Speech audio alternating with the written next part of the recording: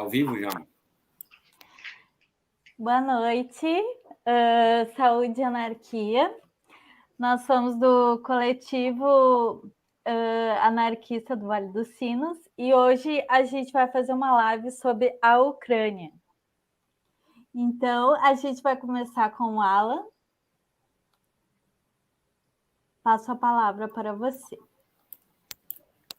Saúde, anarquia. Bom, hoje é mais um encontro ali decorrente do nosso grupo de estudos, né? E para fugir um pouco desse debate tão atual aí da Rússia contra a Ucrânia, acho que é nosso dever aí como anarquistas a gente trazer também a discussão sobre a Ucrânia enquanto palco do movimento anarquista ali, né? Que foi o exército maquinovista. Então, vamos tentar aí pegar um pouco desse período aí, 100 anos atrás, para também desmistificar algumas coisas que foram ditas, né, tanto pelo presidente Putin como pela mídia ocidental em geral. Bom, eu vou começar aqui a primeira parte, a história da Ucrânia, né, só para a gente ter uma visão ali, uma perspectiva do que está rolando ali 100 anos atrás, durante o foco da Revolução Russa, né? Bom, a Ucrânia, ela tem uma região muito fértil, né, banhada por rio, e a terra dela é muito fértil, mas quem vai explicar melhor isso aí depois é o professor Marcos, que vai falar sobre o contexto geopolítico, né? Mas só para dizer que esse tipo de região traz muita movimentação, traz muitos povos, né, entram em disputa ali para acessar esse território. Então, a gente tem registro de fósseis ali de neandertais que já viviam lá. Depois também os primeiros humanos também a gente tem registro ali na região da Ucrânia. Provavelmente é o local onde foi feita a domesticação de cavalos, né? Mas o mais importante aqui na nossa história é que mais ou menos ali no ano 600, né, depois da Era Comum, vão surgir os povos eslavos. Os eslavos surgem ali na região da Ucrânia, né? Eslavo que deriva do latim medieval ali esclavos, que quer dizer escravo, né? Então, o termo escravo da modernidade aí é por conta desses povos eslavos, né, que foram muito escravizados. E são eles que vão fundar ali a cidade de Kiev, né? Isso mais ou menos ali no ano 600. Então, a partir da organização desses povos eslavos, mais ou menos no ano 800, a gente tem o início ali da Rússia de Kiev, né, que é uma predecessora ali da Rússia atual, e só que com a capital em Kiev. É óbvio que ela não era tão grande, né, em relação à extensão territorial, estava mais focada ali entre Kiev e um pouco mais ao norte de Moscou ali. E uma figura importante aí é o Vladimir I, né, ou Vladimir o Grande. Qualquer semelhança com os nomes aí de Vladimir Lenin, Vladimir Putin, é mera coincidência, né? Que foi responsável ali por organizar essa junção aí de povos. Na verdade, foi o pai dele, né? Mas ele é importante na nossa história porque ele é o primeiro ali a se batizar no cristianismo. E, né, por consequência, como ele era chefe de Estado, o Estado todo foi, então, batizado, e é aí que dá início ao cristianismo ortodoxo, que até hoje é presente, tanto na Rússia quanto na Ucrânia. Algumas centenas de anos depois, tem uma fragmentação, e aí vai dar espaço para a invasão mongol, né, dos mongóis ali mais ou menos no século XIII. E aí são os mongóis que instituem ali Moscou como uma forte cidade, né, um centro comercial. Depois, com a decadência ali dos mongóis, a gente tem a dominação da Polônia e da Lituânia, ali no século XIV.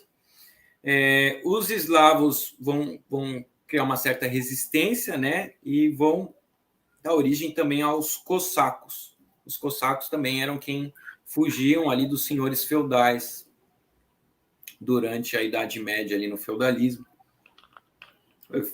como ficaram conhecidos ali os cossacos. Sabe?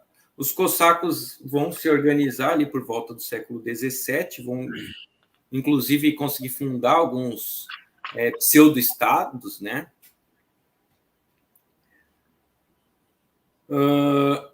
Na Ucrânia, né? Isso dentro do território da Ucrânia ainda. E os camponeses que vão fugindo ali dos senhores feudais vão participando ali das fileiras dos cossacos.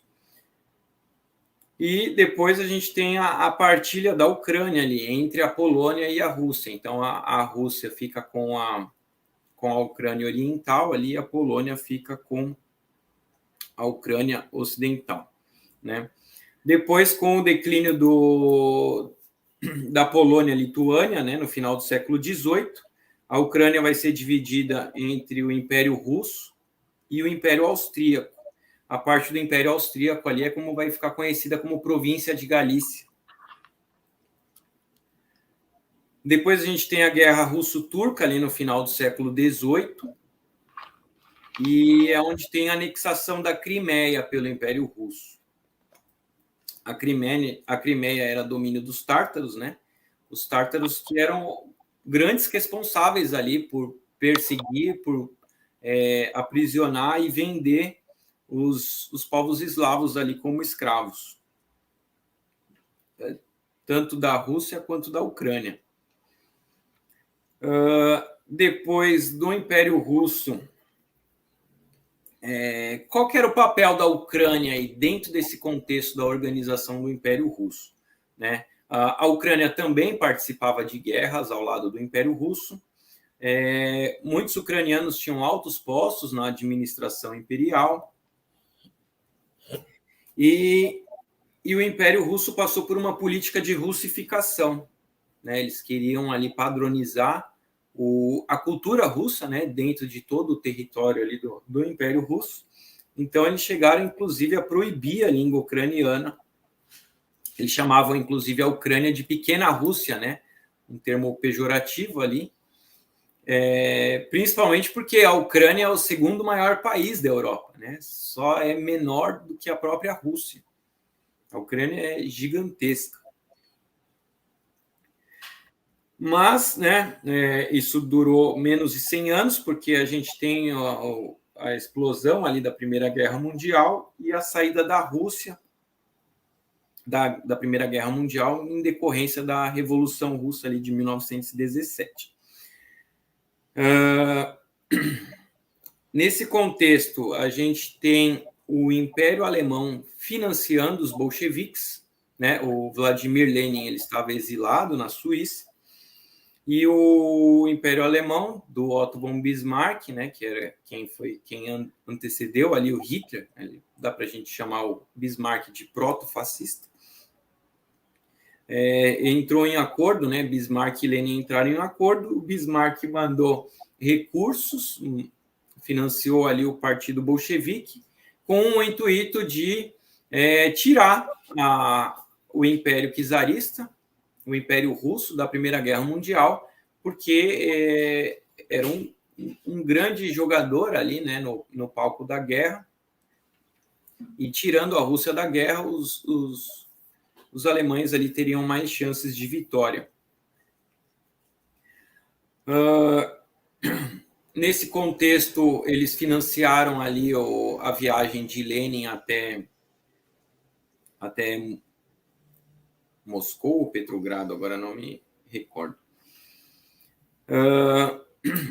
É aí que Lenin escreve também Estado e Revolução. Estado e Revolução é um livro panfletário ali, na verdade é um debate ideológico, porque existiam diversas forças, tanto revolucionárias quanto situacionistas, né, incluindo aí os anarquistas. Então, quando Lenin escreve Estado e Revolução, ele também está escrevendo contra os anarquistas.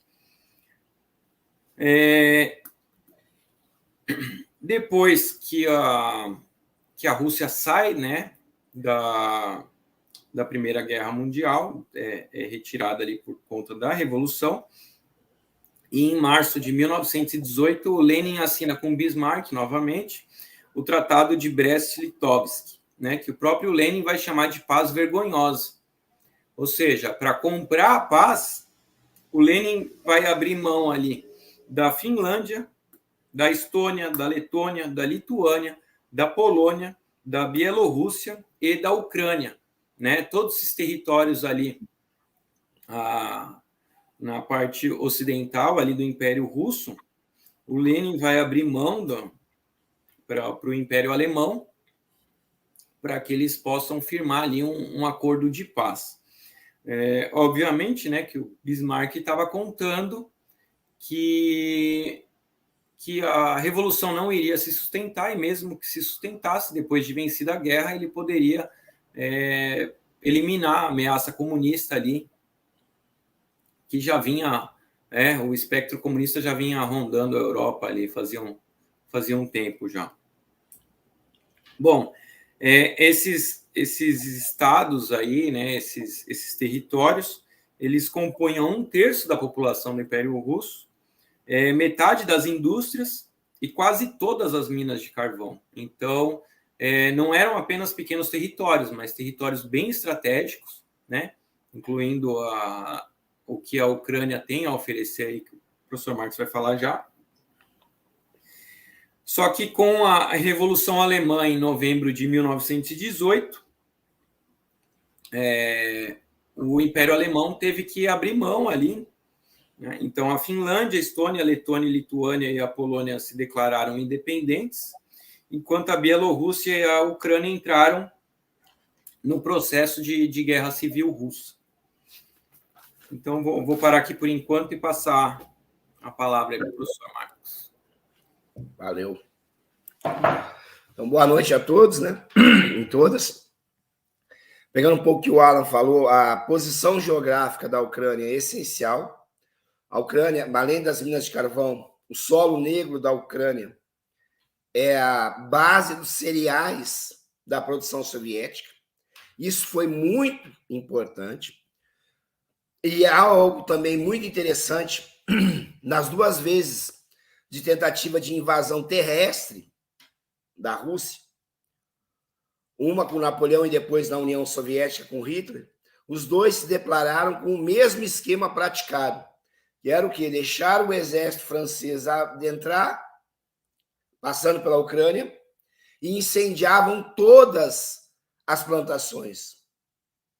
O que matou os soldados franceses não foi praticamente a tática de guerrilha que existia naquele momento. Aliás, tática de guerrilha essa que era utilizada desde a época dos espanhóis, quando estavam lutando contra a dominação napoleônica. E aí o termo guerrilha, né? Um termo espanhol que vem. Mas sim a falta de alimento para o abastecimento desse exército. Em torno de 25, 35 mil homens, era o maior exército europeu que adentrou achando que ia construir, que ia conquistar a Rússia. E aí vem essa dimensão geopolítica. O estudo geopolítico, ele é um estudo centrado nessa perspectiva de dominação territorial de um Estado-nação. Como esse Estado-nação se localiza e qual a perspectiva que ele tem para esse domínio. Então, é de suma importância entender essa dinâmica. Lembrando, quando a gente pensa em geopolítica, antecedeu, só tentando situar o termo, geografia política aparece pela primeira vez num tratado de 20 páginas na França, no século 17 ou 18, de um nobre chamado Turgot. Ele é o primeiro a relatar a importância de mudar a capital de um país e concentrar nas possibilidades de colonização, de ocupação de terras além da dimensão do país, do Estado-nação naquele período. Ele é um dos primeiros isso aí.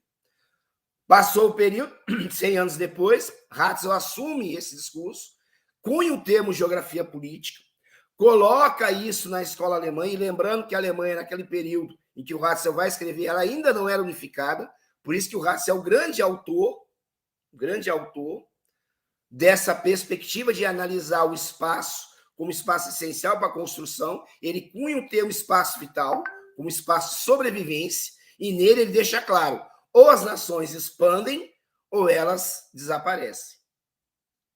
Essa perspectiva que o Ratzel vai colocar amanhã ou depois, que era um termo geográfico, ele descreve no primeiro livro, Geografia Política. No segundo, uma reedição, ele coloca Geografia Política, Comércio e Guerra. Para deixar bem claro a essência do que nós vamos encontrar quando a gente fala de geopolítica. Embora alguns autores diferenciem geografia política e geopolítica, você entendeu? Mas há uma raiz histórica dos dois nisso aí. Acho muito mais um detalhismo do que propriamente a essência do que quer dizer esse significado. Então, geopolítica significa isso. É o controle territorial. É a perspectiva sempre de uma guerra iminente. Ou o Estado avança, ou o Estado retrocede. E aí vem, como já foi citado pelo Alan, a importância da Ucrânia. A Ucrânia é o primeiro passo da Europa para chegar até Moscou. É o primeiro passo. Se você atravessar a Ucrânia, você já tem mais da metade do território para ser conquistado. Esse é um ponto, a localização. Segundo, a questão da produção alimentar, que é essencial. Por isso que ela nunca foi totalmente independente. A questão da Crimeia, como foi relatado pelo Alan, ela, como ele já colocou, pertencia aos tátaros. Depois o Império Russo, na época do czarismo, conquista a Crimeia. E depois, em 54 ou 57, se eu não estou enganado, o próprio Stalin cede para a Ucrânia. E algo que é interessante, porque ele cede para a Ucrânia e faz o principal, porque a única saída dos russos para um mar quente, de águas quentes, é justamente na Crimeia, é justamente no porto de Sebastopol, foi assim. O nome depois te vê aí. Então, esse é o ponto essencial da localização da Ucrânia nessa conjuntura. Vejam bem, antes do czarismo até o stalinismo era. Com a desintegração da União Soviética, o que ocorre? A Ucrânia tem esse processo de independência, mas sempre fica a mercê. A Ucrânia era a segunda base nuclear da União Soviética. Primeiro era a Rússia, depois vinha a Ucrânia. Então, dá a dimensão de toda. A frota do Mar Negro, a maior parte dos navios, dos submarinos, que principalmente se construíram muito mais submarinos que navios, estava na Ucrânia, quando da desintegração. Então, o problema da Ucrânia ele é um ponto estratégico geopolítico, de perceber-se isso aí. Só que o que ocorre? Mais adiante vão se tratar do que aconteceu historicamente com a questão da Ucrânia, mas a Ucrânia tinha uma grande rejeição ao domínio stalinista, ao Império Russo. E aí é uma coisa que precisa ser... A estratégia, quando a gente fala de geopolítica, é isso, são as geoestratégias colocadas para você controlar a dimensão territorial. O que foi feito para controlar a dimensão territorial? Desde a czarina, desde a Catarina, ela coloca um processo de russificação. Ela coloca russos em todo o território do Império. Ela estimula essa migração. O Stalin faz expurgos das populações da Geórgia, da própria Ucrânia, para colocar mais russos no lugar de ucranianos ou de geórgios. Então, é uma tática que eles vão se repetindo nos governos que vão se passando ao longo do tempo. E não é à toa que isso chega até os dias atuais. Então, essa é uma dimensão. O outro fato que é bom destacar, o que a gente vê são teorias clássicas da geopolítica. A geopolítica ela se baseia em teorias clássicas, que são os poderes das forças armadas. Então, você tem o poder marítimo, que era a tese baseada no Império Inglês, defendida pelo almirante americano Alfred Martin, que foi um dos idealizadores da construção do Canal do Panamá, em que ele dizia que uma nação só seria soberana e controlaria o mundo como potência se ela tivesse portos ao longo do globo terrestre. Então, essa era a dimensão que se colocava, que era uma luta que não era recente. O Marra, como ele era um historiador das guerras militares, ele já viu várias referências dos antigos combates. Por exemplo, quando em séculos passados, a Inglaterra representando o mar e a França representando o continente. Então, o oceano versus o continente eram as teses que vão primar essa discussão sobre a geopolítica tradicional. E aí, do lado do oceano, tinham o mar. Do lado do continente, surgiu Ralph Mackinder, ou Mackinder, não sei a pronúncia correta, que era um geógrafo inglês, que vai dizer, olha, não é bem assim. Porque primeiro o Mackinder dizia assim, olha, você não vai classificar diferentes oceanos. Você tem que entender que existe um único oceano, uma única massa de água. E você tem que entender que Europa e Ásia não são separados. Europa e Ásia estão unidos. O que separa Europa e Ásia é os montes Urais, que não são divisões. Essa coisa de fronteiras naturais, de empecilhos naturais, não significam distanciamento. Então, existe uma união entre Europa e Ásia. O continente africano, na época, não era cortado pelo Monte Sinai, ainda não existia o Canal de Sinai, então era junto. Então, você tinha Eurásia e África. E o Mackinder olhava e dizia assim, três grandes ilhas.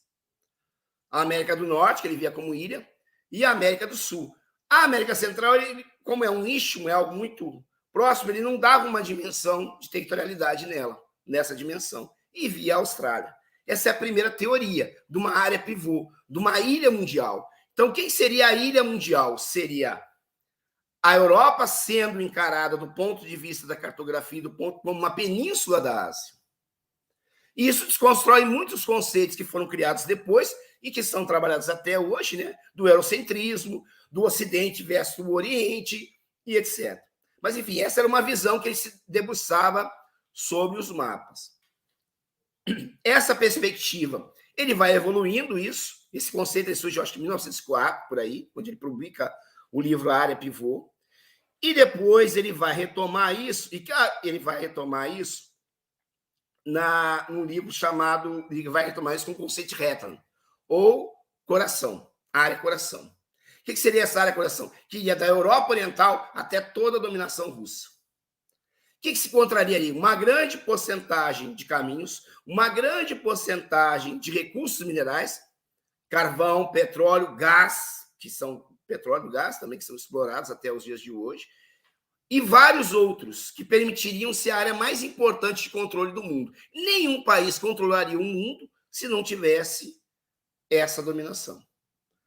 E essa temática dessa dominação colocada pelo Mackinder, ela vai ressurgir quando você tem... E o Mackinder alertava o seguinte, olha, o grande perigo é se a Alemanha se aliar aos russos. Ele sempre deixava claro isso aí. Mesmo em 1904, nesse trabalho dele da área pivô, e depois ele coloca o Hetland, ele já colocava que o perigo era esse. A união dos alemães com os russos seria completa derrocada dos demais países. A Inglaterra não compartilharia, porque ele acreditava que o poder terrestre era maior que o poder marítimo. Quando você olha a geografia da Rússia, você entende que ela é uma potência terrestre. Embora ela tenha saído para o Japão, mas ele sofre com essas águas congeladas, por ser a maior parte do território russo um clima extremamente frio. Então, ela sofre com isso. A saída que tem, como eu já coloquei antes, é a questão do mar da Crimeia. Então, essa dimensão geopolítica que a gente tem nesse momento, antes da Primeira Guerra Mundial e depois da Segunda Guerra Mundial, que o Mackinder vai colocar isso aí, e aí, ele, quando tem o pacto, ele se desespera com o pacto alemão do Hitler com o Stalin, ele se desespera, porque ele vê o fim dessas dominações. Só que nós sabemos que o Hitler acaba rompendo isso. E aí é um fato muito interessante. Um ex-agente alemão, ele escreveu um livro, eu não sei o nome dele, muito tempo, não sei nem onde é que anda esse livro, que ele faz um estudo seguinte: existia um plano do oficialado alemão, porque o problema da Alemanha é se dividir em dois, os nazistas e os oficiais alemães. Nem todo oficial alemão, como nem todo soldado alemão, era nazista. Muitos não eram, muitos eram de carreira, muitos oficiais eram de carreira, não eram do partido nazista. E aí, um desses, que era o Raul Schoffer, que é um dos estudiosos da geopolítica alemã, inclusive com relação no Brasil, viu? Ele tinha uma revista em Berlim sobre geopolítica, inclusive um dos chamados intelectuais do governo Vargas, da década de 30 até 45, escreveu, inclusive, para essa revista, chamado Eduardo Beckhauser. Ele tinha uma dimensão desse pacto construído. Ele pegou a tese do Mackay e ele queria consolidar isso aí. Nesse inteirinho de consolidar, existia uma profunda raiva de vários povos dominados pelos russos, principalmente na Ucrânia. E os ucranianos chegaram a se dispor a se rebelarem contra o Stalin se a Alemanha desse armas para ele. Só que a Alemanha, conforme foi avançando para o território ucraniano, ela fez as atrocidades todas de que qualquer nação que ocupa o outro faz. Então, isso fez com que criasse uma resistência contra ela. É ruim com Stalin, mas é ruim com Hitler também. Então, eles acabaram lutando contra os alemães. E isso foi um fator que, se tivesse, no mundo de suposição, se tivesse o Hitler ouvido esses oficiais, ouvido esses cientistas geopolíticos, talvez o mundo hoje seria completamente diferente. Então, a dimensão geopolítica que a gente tem, ela é uma dimensão essencial para entendermos isso, estudar essas teorias do poder terrestre, do poder marítimo, do poder aéreo, que é uma outra desenvolvida pelo italiano e depois pelo russo-americano. São Alexei Servinsky e o Dulotti, uma coisa assim, o italiano, Gioletti e Dulotti, são essenciais para a gente compreender o que aconteceu naquele período da Segunda Guerra Mundial, da importância da Ucrânia, da importância desse vasto território que é a Rússia. E aí, essa perspectiva da Rússia, quando você fala assim, vamos botar balas de mísseis próximos da OTAN. Você tem mísseis hoje que atingem qualquer continente em 8 minutos. Os Estados Unidos têm, a Rússia tem. Não é só a localização de mísseis, mas é o que você dá o recado. A dimensão geopolítica dá esse recado. E nós temos que entender um outro elemento. As guerras são feitas da insensatez e da cobiça dos governantes. Sejam eles reis, imperadores, presidentes, etc, etc. É essa que move a guerra. A dimensão nacionalista é algo extremamente nocivo quando a gente vai analisar a perspectiva. Quando a gente vê a geopolítica toda trabalha com a noção do nacionalismo, da terra como elemento essencial, da pátria como elemento a ser resgatado, mas a gente sabe muito bem que a pátria e esse território a ser resgatado não é de todos, não é distribuído da mesma forma. Acho que o meu tempo deu, né? Se tiver mais coisa mais importante aí para dizer. Uma observação. Quando nós olhamos, como nós olhamos o mapa sempre nessa perspectiva, né, sempre no plano, nós esquecemos que a Rússia ela é mais próxima do continente americano do que da Europa. Porque o Estreito de Bering, onde ali é o Alasca, que era território russo, e eles venderam para os Estados Unidos, sabendo já que poderiam ter guerras por conta daquele território. Eles deram um jeito de se livrar daquilo. Mas quando você pensa em qualquer estratégia de guerra nuclear, por exemplo, os mísseis vão ir pelo continente, pelo Estreito de Bering, pelo Polo Norte. Eles vão fazer esse percurso, que é o percurso mais rápido para se atingir os alvos, tanto num lugar quanto no outro. Então, essa dimensão que a gente tem da Rússia, seja nesse período da Segunda Guerra Mundial, seja no período da Primeira Guerra Mundial, é um elemento geopolítico que sempre é estudado por todas as nações. Hoje, algo mais relevante ainda. A maior parte dos países, por exemplo, como a Alemanha, depende do gás que vem da Rússia, fornecido pela Rússia. Se a Rússia quiser estrangular, é só aumentar o gás ou cortar as divisas. É uma maneira que eles têm de diminuir qualquer resistência europeia sobre essa dimensão. Então, quando a gente olha o mapa da antiga União Soviética, da desmembração que houve, para a construção da CEI e para hoje esse novo imperialismo, o novo velho imperialismo russo, você percebe que o mapa segue uma mesma lógica. Tudo que está se reproduzindo aqui foram elementos que já foram reproduzidos em outros momentos do passado. Conquista da Crimeia, conquista de áreas dentro da Ucrânia, divisões sempre foram colocadas nesse período. E tudo com interesses puros e simples da mesma minoria que controla, que faz as guerras e deixa milhões sem casa, milhões de refugiados, milhões completamente à mercê da destruição por conta da ganância e da estupidez e insensatez que até os dias de hoje existe a geopolítica. Oxalá que a geopolítica desapareça, porque aí nós não vamos ter mais guerra. Muito bom. A Mônica quer falar alguma coisa sobre essa questão? A gente bota o Michael aí para agora entrar um pouco mais na teoria anarquista. Sim, obrigado, Alan. A gente... Que armadilha, né? A gente colocou, acho que em nenhum momento a gente divulgou a live como uma apresentação de ideais anarquistas ou uma apresentação da história de contexto, uma perspectiva anarquista, né? Mas a gente se soou como uma armadilha, a gente tem mérito nisso, né? Porque o tema Ucrânia está em alta e a gente quer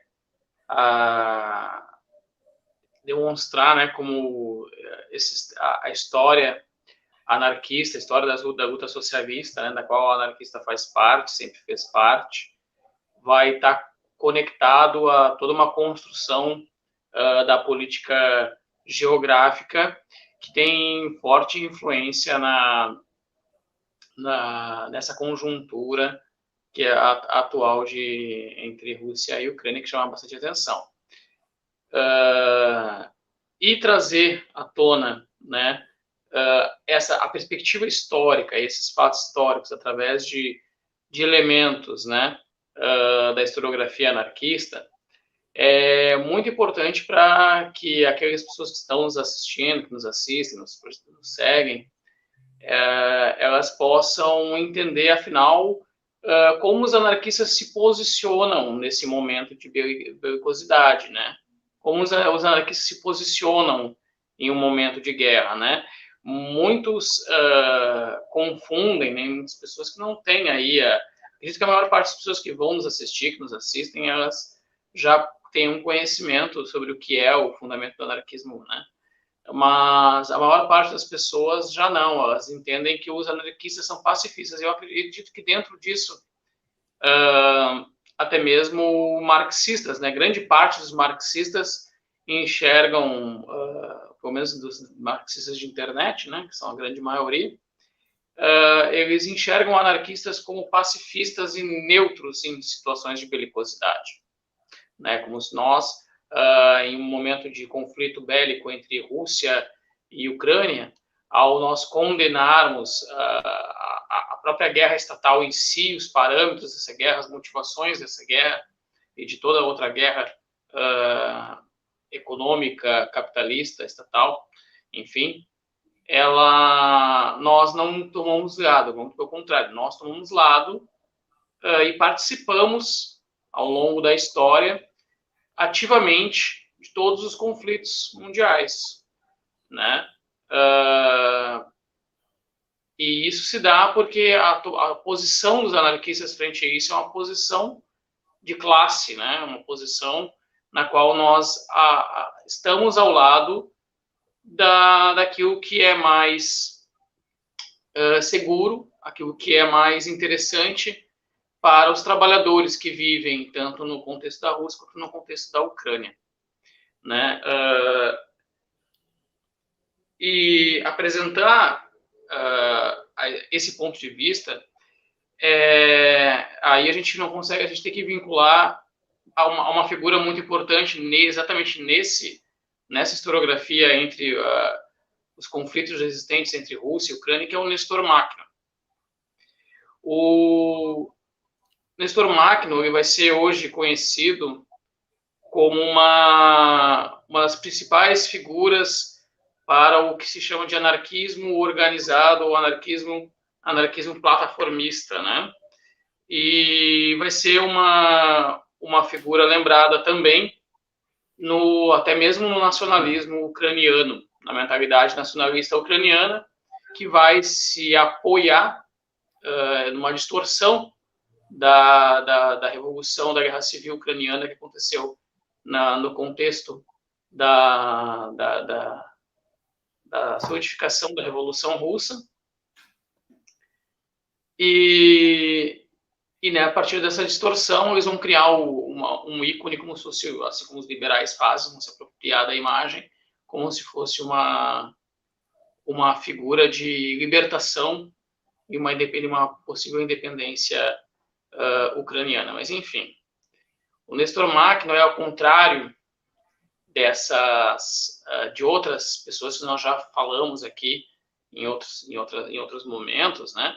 Ao contrário de Kropotkin, que nasceu como na nobreza russa e abriu mão das suas riquezas, mas o seu conhecimento, a sua carga teórica adveio, né, dos estudos, e principalmente estudos em geografia, em história, em militarismo, através da experiência militar, da escola militar, da experiência militar que ele teve, da capacidade acadêmica que foi dada pelas condições de vida que ele herdou de berço, e que, obviamente, através desse conhecimento, optou mudar de vida e lutar pela causa anarquista.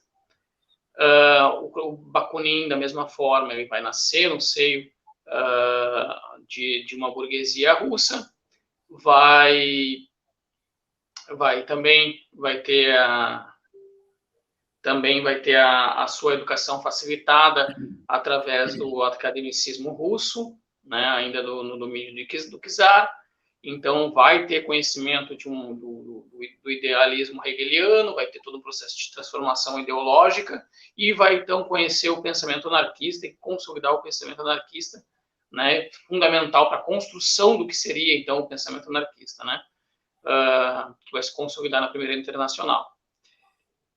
O Malatesta também tem uma origem muito parecida, né, tem uma origem de uma família de classe média, mas com bastante aquisições, vai ter uma educação facilitada, vai estudar medicina, e também, então, também vai ter, então, acesso aos ideais anarquistas, então vai lutar por isso. Mas, enfim, o Makhno vai ser uma figura diferente, assim como tantas outras figuras dentro da história do anarquismo, que vai nascer na Ucrânia em 1888, né,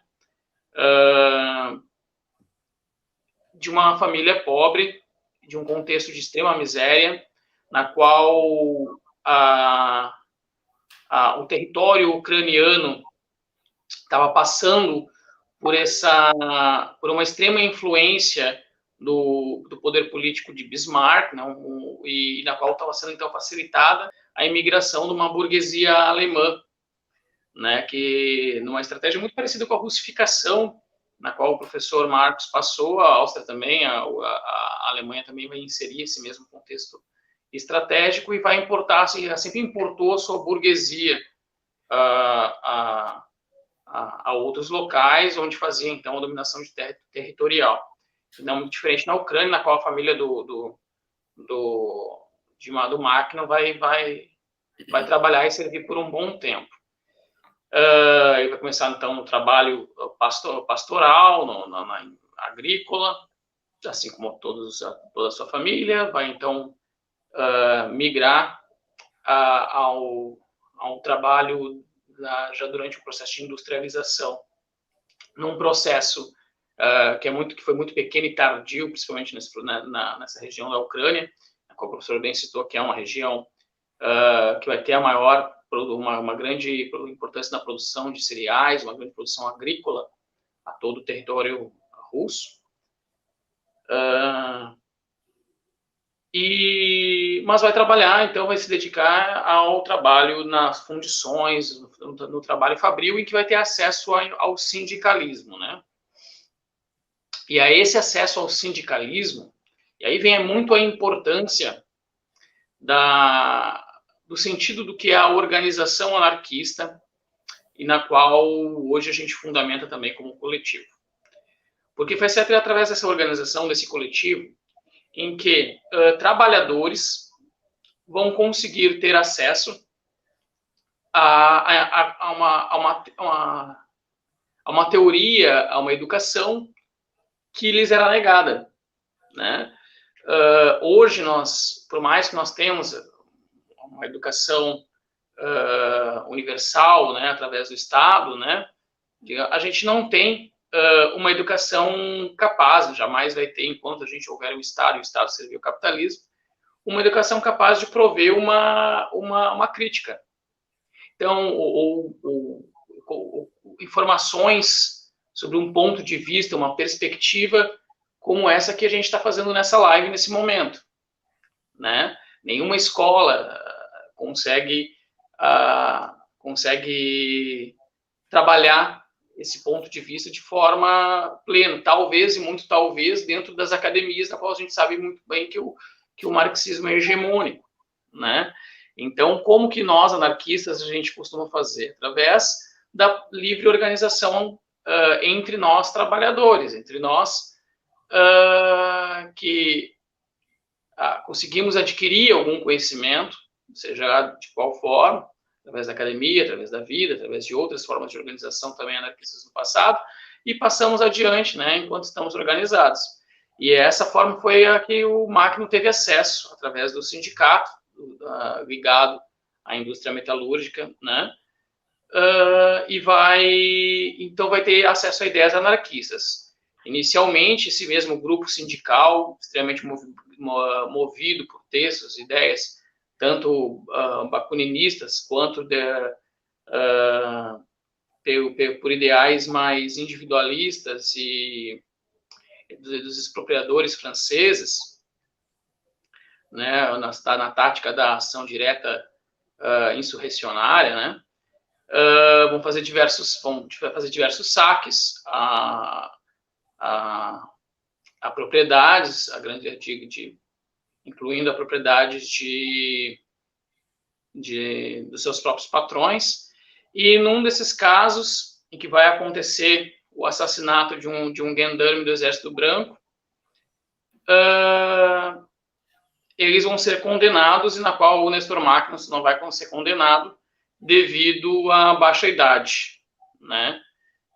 Todas as pessoas do sindicato vão ser capturados, mortos e aprisionados. E aí entra um ponto muito importante, porque aqui nós estamos falando, então,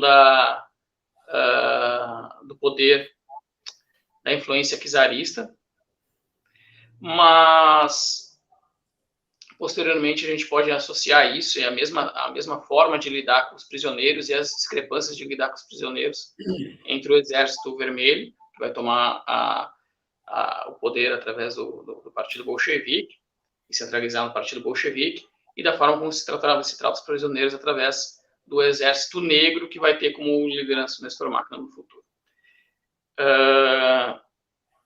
Os companheiros, então, do sindicato vão ser mortos, e ele vai ser, a pena dele, por ele ter baixa idade, menos de 16 anos, ele vai ser comutado em uma prisão perpétua.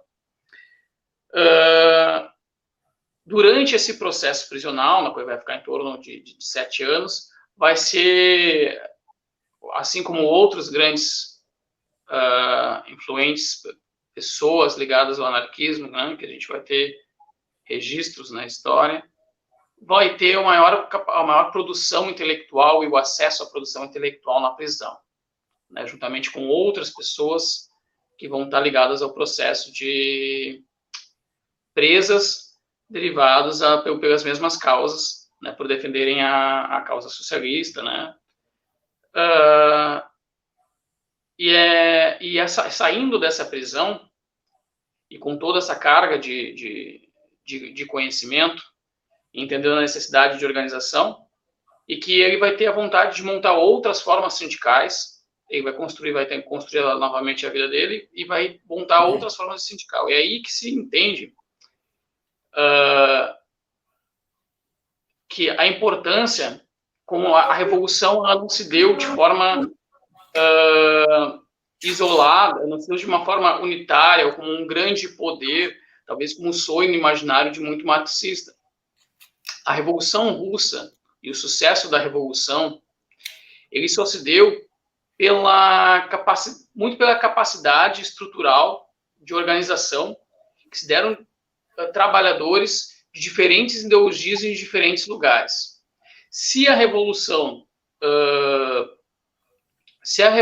Russa, se a Revolução dos Trabalhadores, se a Revolução Soviética chegou até a Ucrânia, naquele local, se deu no interior da Ucrânia, se deu grandemente pela influência do Nestor Makhno, que vai passar a se inserir e a construir formas de organização trabalhadoras. Vai estimular a organização coletiva dos fazendeiros, vai estimular a organização coletiva das indústrias metalúrgicas, estimular a organização dos trabalhadores. E é através dessa organização que vai se conseguir fazer uma ligação entre os soviéticos e o que estava acontecendo, né, na Rússia e o que vai estar acontecendo na Ucrânia. Então, a ideia de que há uma grande vanguarda, um grande exército e uma grande liderança, e essa unificação dos ideais de que traz a vitória revolucionária, se coloca na prática, na leitura histórica do próprio processo da Revolução Russa, como uma mentira, na qual a gente vê ali que é a própria organização multideológica de diversos fatores, mas que unida pela classe, da consciência classista de cada uma dessas pessoas. É por isso que o anarquismo também se coloca como uma luta classista, embora não se limite a ela. Mas, enfim, posteriormente, então, nesse processo revolucionário, o Makhno vai se organizar juntamente ao que seria o Exército Negro, que seria um exército que estaria influenciado pelas decisões anarquistas. Eu acho que aí o Alan vai tocar mais futuramente, vocês vão comentar mais posteriormente sobre a decorrência e o que acontece com o Exército Negro e o embate juntamente com o embate com o Exército Russo. Não quero me atropelar em cima do que vocês pretendem falar. Mas, de forma minimizada, eu posso trazer que o Exército Negro vai participar ativamente, né, organizado e influenciado por esses sindicatos, por essas organizações trabalhadoras, influenciado pelos ideais anarquistas. Ele vai ser fundamental para a expulsão do Exército Branco de Denikin da Ucrânia e posteriormente vai contar com a contribuição do Exército Vermelho. Muitas pessoas acham então ele fez uma aliança, então houve uma aliança entre o Exército Vermelho e o Exército Leninista Trotskista em diversos momentos. Mas Makhno, até pela experiência que já tinha, né, da forma como o poder e a centralidade do poder age com as pessoas mais pobres e que não possuem um poder político legitimado por uma forma de Estado, ele sempre vai influenciar a desconfiança em cima das atitudes, né? E isso vai ser crucial para as táticas de interceptação de recados. E durante diversas vezes houve a interceptação de cartas, e há registro dessas interceptações de cartas, na qual, no mesmo momento em que o Exército Vermelho buscava as alianças com o Exército Negro, ordenavam a posterior morte, o posterior aprisionamento e a posterior morte. Todos sempre sabiam desse projeto, desse desenho político construído pelas alianças russas. E se em diversos momentos houve essas alianças até estratégicas para derrotar o Exército Branco, das tropas czaristas, ele se deu muitas vezes na troca, na negociação da libertação de prisioneiros socialistas feitos pelo Exército Vermelho, prisioneiros anarquistas, dentro de contextos da própria Rússia. E aí é interessante, né, a gente analisar esse desenho da União Soviética, da construção e a traição do que foi o processo da União Soviética, é que em nenhum momento, desde 1917,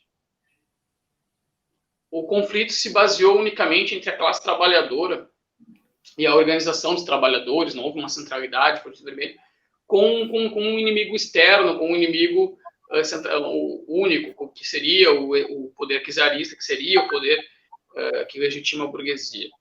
Seria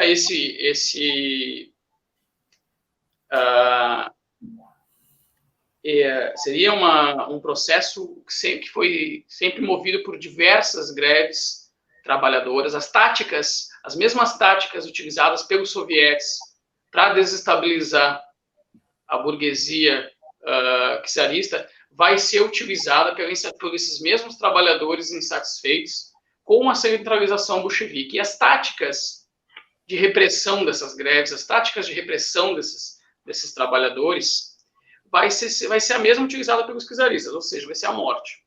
Então, diversos anarquistas, diversos grevistas, diversas pessoas que eram descontentes com a centralização, com as distribuições de ração, com a condição de vida das pessoas e com a forma como estava sendo conduzida o processo revolucionário, né, com os privilégios de uma pequena elite que se formava e a visibilidade dessa formação, desses privilégios,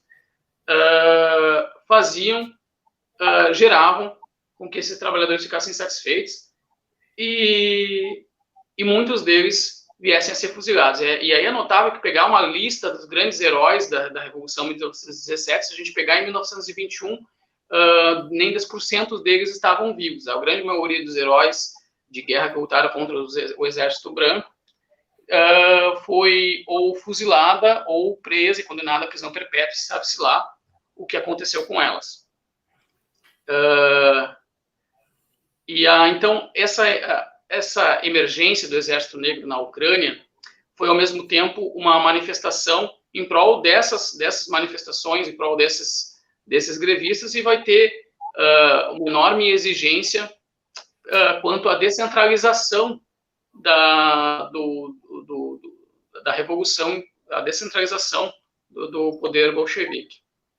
Enfim, posteriormente, com a derrota, com a traição, que eu acho que vocês vão comentar do Exército Negro ao Exército Vermelho, né, que vai se dar através de uma cilada, o Néstor Makhno, junto a outras integrantes do Exército Negro, vão se exilar na Europa, né?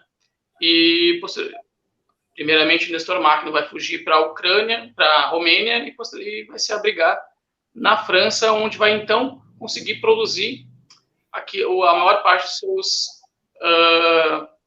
parte dos seus registros teóricos que nós temos hoje. E esses registros teóricos, eles vão ter dois elementos que são muito negados hoje, ou muito desconhecidos hoje por grande parte dos anarquistas, sejam eles até mesmo que se dizem mais atuantes na cena anarquista e também entre leigos, que é a organização, a extrema organização, a disciplina e a responsabilidade coletiva, né?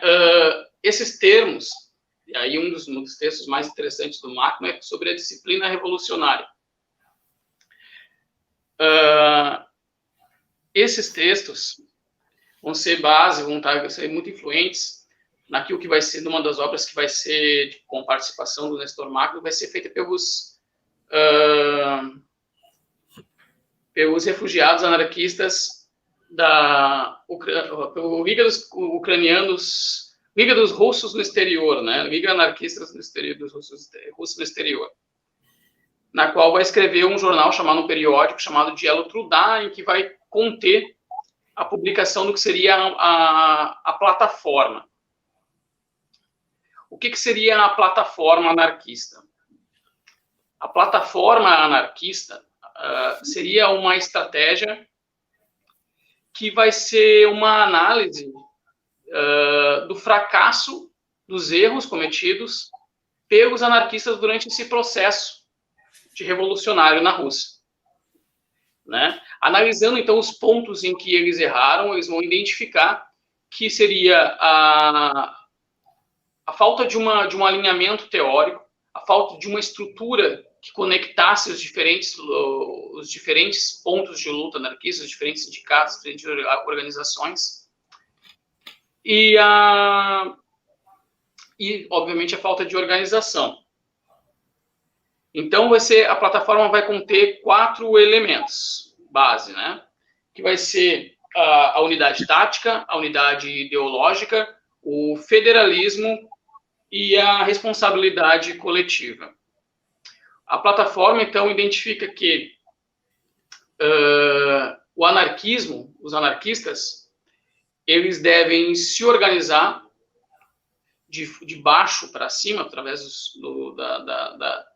através do princípio do federalismo, mas se conectar a um grande todo, e é esse todo que deve haver um consenso sobre a tática que eles devem operar e sobre como se compreende o anarquismo, né?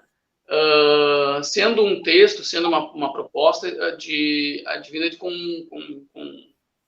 de pessoas que eram ligadas à ideia do anarcocomunismo.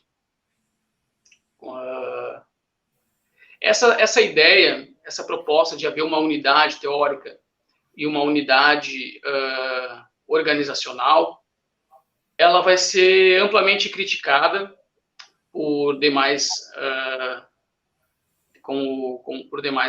anarquistas, como Fourier e Volin, que vão dar base ao que seria o sintetismo, que, ao contrário do plataformismo, os sintetistas vão acreditar que vão ter a ideia de que existe a necessidade de se unir às diferentes táticas utilizadas pelos anarquistas ao longo da história e construir pontes entre elas de forma a entender suprir umas às outras e encaixar umas às outras de acordo com as necessidades de cada localidade, de cada contexto.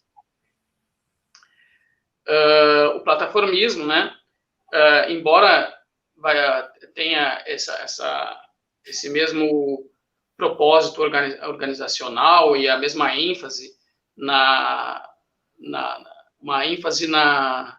postura individual do que é o militante anarquista, né, de que, na medida de que ele tenha que ter a responsabilidade ele tem que abrir mão de N liberdades individuais para que ele possa se comprometer a um bem maior, a um bem comum, a uma luta e a uma causa. Isso, embora vai parecer que dialogue muito com os textos que o Enrico Malatesta vai fazer acerca da organização, e ele vai ser amplamente criticado pelo Enrico Malatesta em algumas cartas que vai se fazer juntamente com para o Nestor Makhno, na qual vai acusar o mesmo de trazer ao anarquismo, né, através do plataformismo, uma herança, uma carga do autoritarismo soviético, do autoritarismo do Exército Vermelho. Em resposta, vai haver outras cartas que não entendem essa posição, e aí a gente consegue compreender que muitas vezes não é a forma não é como a informação e como ela é construída, e o intuito como ela é construída, mas como ela chega ao interlocutor, né? Através dessa crítica do Malatesta sobre a organização e a forma como a plataforma coloca a organização, a gente vai ver como, talvez pelos contatos que Malatesta tivesse, e a forma, e principalmente a tradução, por exemplo, que a tradução foi feita do russo, foi feita ao italiano, ao francês, né, pelo Volin, e então transmitida ao Enrico Malatesta. Então a gente já vai ver algumas pessoas, alguns estudos até apontam que é intencional alguns erros de tradução que influenciaram uma análise imprecisa do Enrico Malatesta, né? Mas enfim, não queria me prolongar mais nisso, queria apresentar a ideia de vocês. A plataforma vai chegar até a América Latina, vai ser extremamente crucial ao que hoje se chama na América Latina de especificismo, que vai nascer através da Federação Anarquista Uruguaia, que tem forte influência em organizações no Brasil, como a Federação Anarquista Brasileira, na qual aqui a Federação Anarquista Gaúcha vai estar conectada, né? A Federação Anarquista Gaúcha, que vai ser utilizado o método especificista, que seria uma releitura da tática dos elementos do plataformismo ao contexto de movimentos sociais da América Latina, né? Enfim, acho que é isso aí, Gurizada. Quis dar um apanhado geral, espero não ter me prolongado demais. Alguém quer fazer algum comentário aí em cima desse tópico? O Michael falou... Alô? Pode ir. O Michael falou por cima ali do Kropotkin, né? Aí eu me lembrei de que eles tiveram um encontro, né? O Kropotkin e o Machno, né? Mas foi um encontro muito breve, né? Então, apesar de eles serem contemporâneos e estarem os dois inseridos mais ou menos no mesmo contexto, né?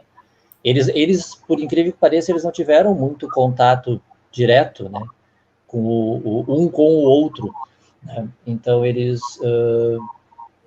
e o Kropotkin, sobre uma coisa só uma curiosidade, né, uma coisa que até no começo da guerra, o Kropotkin foi um dos únicos anarquistas que na Primeira Guerra Mundial se posicionou sobre tomar um partido, sobre tomar um lado na guerra, né?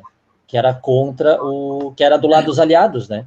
Eles tiveram essa discordância, né? O Kropotkin foi um dos únicos que se posicionou assim, tomando o partido, tomando o lado dos aliados, né? O Manifesto dos 16, né? O Manifesto dos 16, que eram 15, né?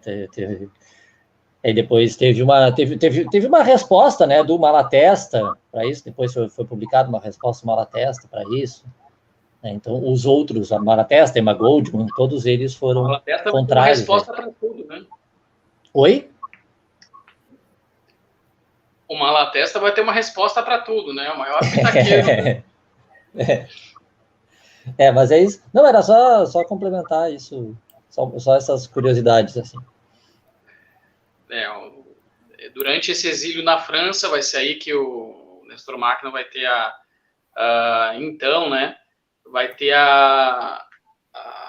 essa ligação, vai ter esse contato com toda a luta anarquista, e é aí exatamente através dessa influência, através desse contato, de conhecer o Kropotkin, de conhecer Malatesta, não pessoalmente, mas das ideias e de pessoas e dos vínculos, mas vai ser com essas ligações, então, que vai estruturar a confiança de criar uma plataforma que conecte essas pessoas, que conecte essa luta, né? E vai ver a mesma desorganização que ele via, a mesma falta de estrutura, porque aí é uma coisa muito interessante que a gente analisar no movimento anarquista, que é pouco ponderado, que são duas palavras diferentes, uma organização e outra estrutura. A organização é a base, é a nossa base enquanto núcleo organizacional, enquanto núcleo de pessoas trabalhando em prol luta política revolucionária, né? A estrutura é a forma como a gente se conecta e conecta essas lutas. E nenhuma anarquista, nenhuma luta anarquista ao longo da história teve ênfase, em nenhuma luta política socialista teve ênfase sem a estruturação, né? E esse é o ponto-chave que nós precisamos hoje desenvolver, né? Dentro da luta. E eu acho que foi pensando nessa... Quando a gente pensa em estruturação, a gente pensa algo em centralidade. Eu acho que foi esse o medo do Malatesta quanto à ideia proporcionada pela plataforma, né? De que pudesse, então, essa ideia de que exista uma extrema organização e estruturação entre as organizações, algo que conectasse e desse diretrizes a essas organizações anarquistas, essa proposta culminasse em uma centralização, né? E hoje a gente vê também a crítica sobre o próprio desenho, como se constrói o especificismo na América Latina e também aqui no Brasil. Muitas das críticas e dos opositores do especificismo se dá a algumas possíveis consequências de alguma forma de centralização que existe em cima da confederação anarquista, né? E eu não me coloco de advogado, a gente não é ligado à confederação, mas a gente tem muito interesse na forma como se desenha e muita solidariedade a todos os companheiros, sejam discordantes ou não concordantes. Mas enfim, aí me lamento, né, que o Néstor Magno, então, vai terminar, depois de todo esse processo, vai morrer cedo, com 46 anos, creio eu, em 1934, trabalhando para a mesma empresa que eu. É isso aí, gente. Bom, eu vou tentar colocar aqui de forma bem breve o que foi a guerra civil dentro da Ucrânia e de que maneira também que isso influencia no que é a Ucrânia hoje, né? Porque tudo está conectado. Bom, primeiro que não dá para a gente precisar uma data exata para o início da Guerra Civil, né? Então, ela teve início ali entre 1917 e 1918. Qual era o contexto ali? Com a Revolução e a tomada dos bolcheviques ali no poder do Estado russo, a gente tem uma resistência por parte da burguesia russa e também a gente tem um excesso de burocracia aí por parte dos bolcheviques, né? Isso vai ocasionar uma greve dos bancários, né, que não estavam pagando os funcionários públicos ali da recém-formada União Soviética, mas estavam pagando ali os soldados liberais, né, do Exército Branco. E aí a gente tem a criação da Tcheca, né? O que é a Tcheca? É a Comissão Extraordinária de Luta contra Sabotagem e contra a Revolução. A Tcheca foi uma polícia secreta criada ali para lutar contra os contra-revolucionários, mas que também foi utilizada para lutar contra os próprios revolucionários, né, incluindo aí anarquistas que foram perseguidos pela Tcheca. O Exército Branco era um exército formado ali por liberais, por czaristas, por defensores da monarquia. Ele estava concentrado no sul da Rússia, né, então isso inclui aí a Ucrânia, que fica ao sul da Rússia. Entre os principais generais ali estavam Kornilov, Alexeyev, Denikin e o cosaco, né, Kaledin. Em janeiro de 1918 foi tentada uma Assembleia Constituinte ali, só que dentro dessa Assembleia Constituinte não teve muito acordo, era formado por liberais, por bolcheviques, por anarquistas, acabaram se desentendendo. Os bolcheviques dissolveram essa Assembleia Constituinte, né? Os defensores da Assembleia formaram uma esquerda anti-bolchevique. Nesse período também a gente tem a independência da Finlândia, né? O que aconteceu com a Finlândia? A burguesia pediu apoio à Alemanha, né?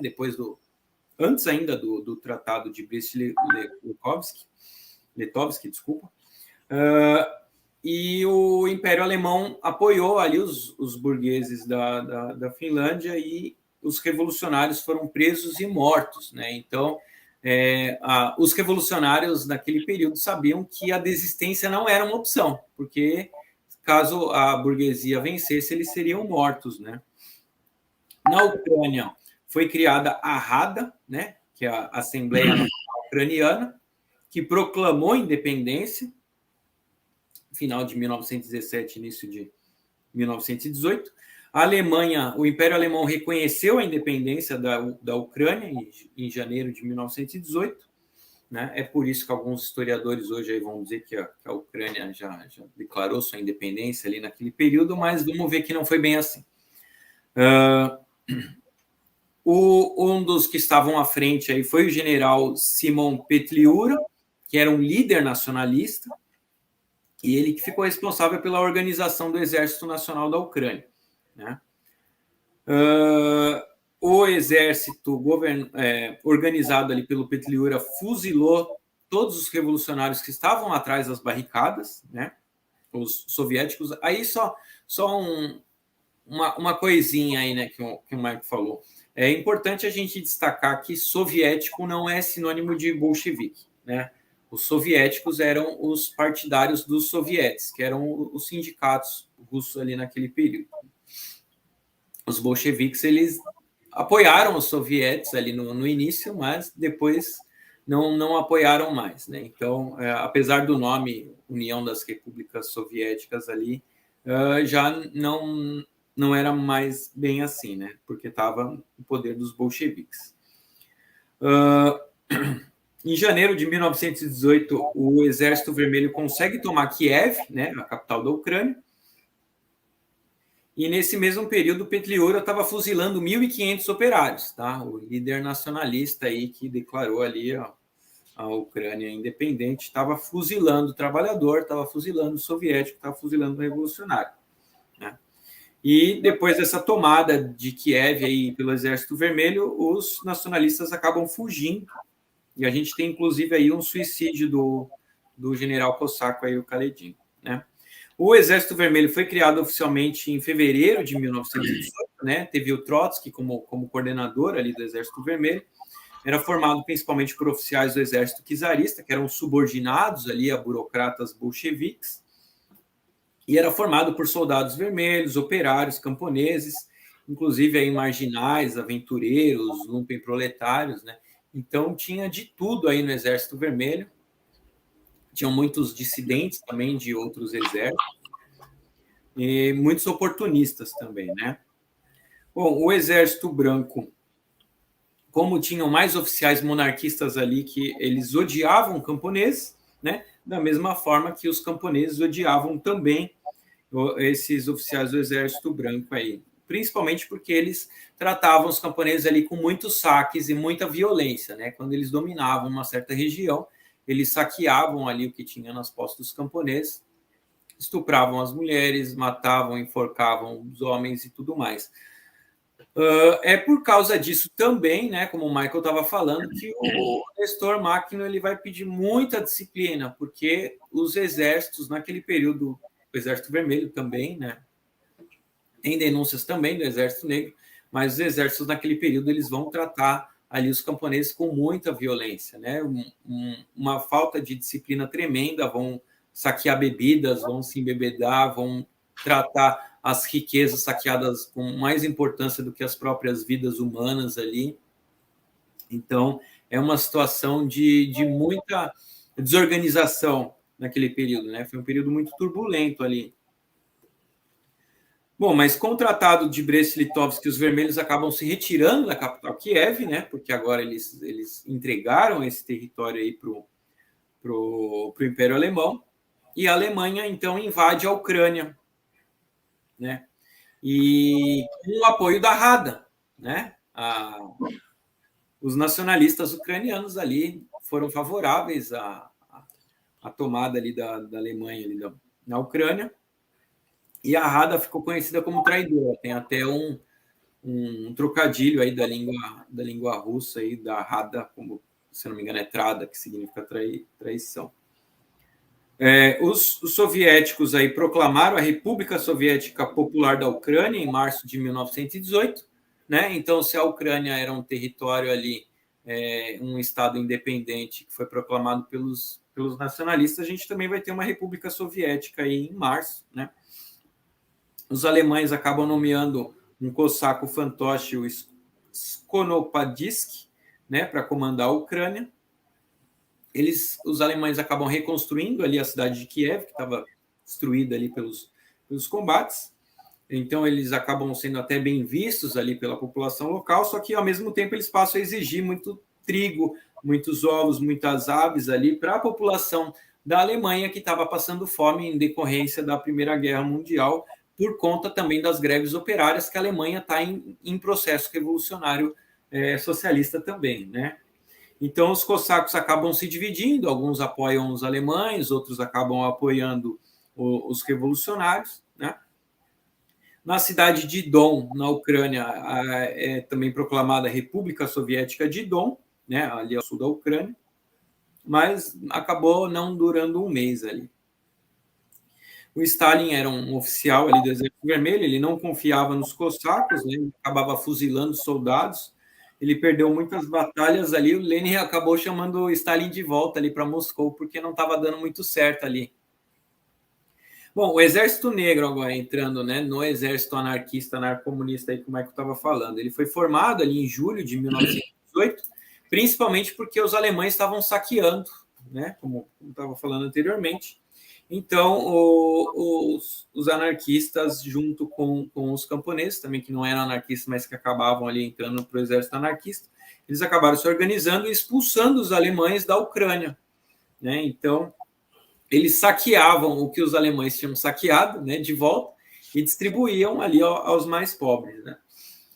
Os alemães avançaram ali para Gulaipulé, que é a cidade natal ali do Máquina, em novembro de 1918, só que teve uma forte resistência ali por parte dos anarquistas e explodiu a revolução na Alemanha, derrubando o governo ali do Império Alemão, e aí isso fez com que o exército alemão tivesse que recuar. Eles não conseguiram ali tomar.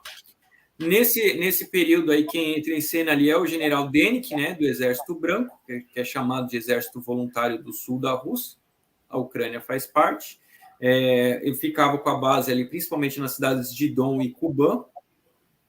Eles tinham o plano de invadir Moscou e matar Lenin e Trotsky, né? O ódio deles pela Revolução era muito grande.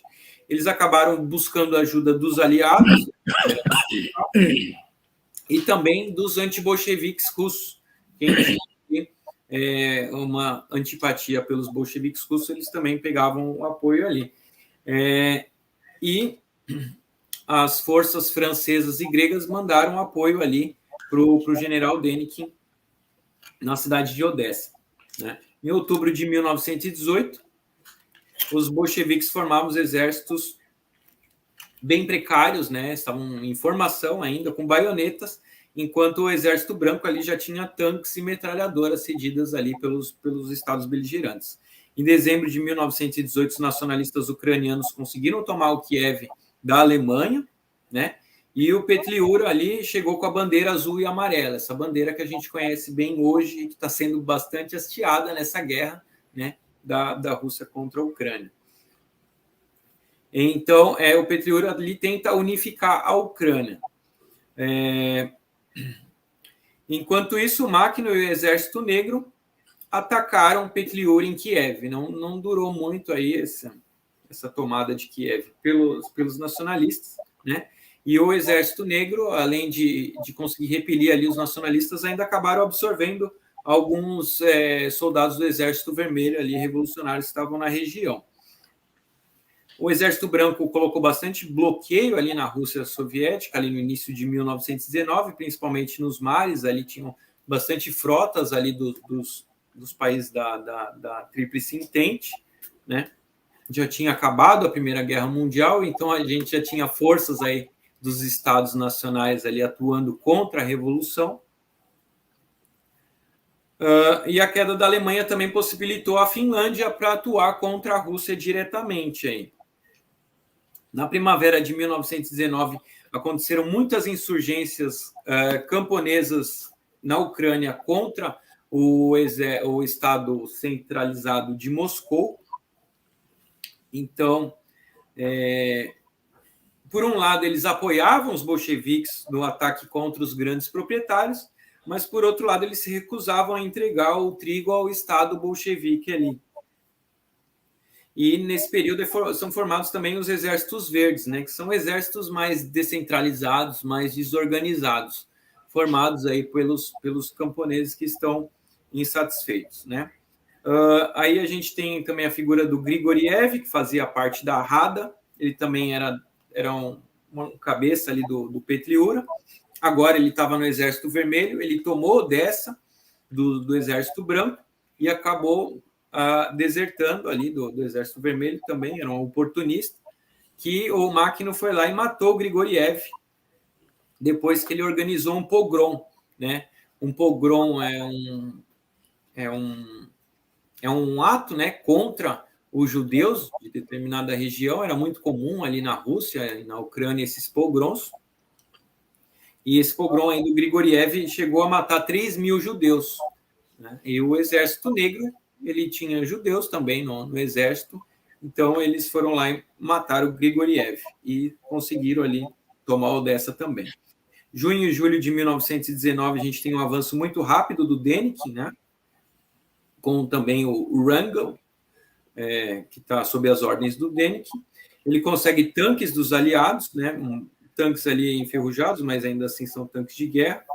Os bolcheviques na Crimeia acabam se revoltando contra o Estado Central e se unem ao Nestor Máquino. Em agosto de 1919, não tem mais quase vermelhos na Ucrânia. A marinha alinhada dos aliados ali tomou Odessa. A gente tem o exército saqueador, como é chamado, os brancos, né? Por onde os brancos avançam, eles vão saqueando. Os bolcheviques já estão completamente perdidos ali dentro desse contexto da guerra civil, não só na Ucrânia, como na Rússia também. Petliura tomou Kiev em agosto de 1919.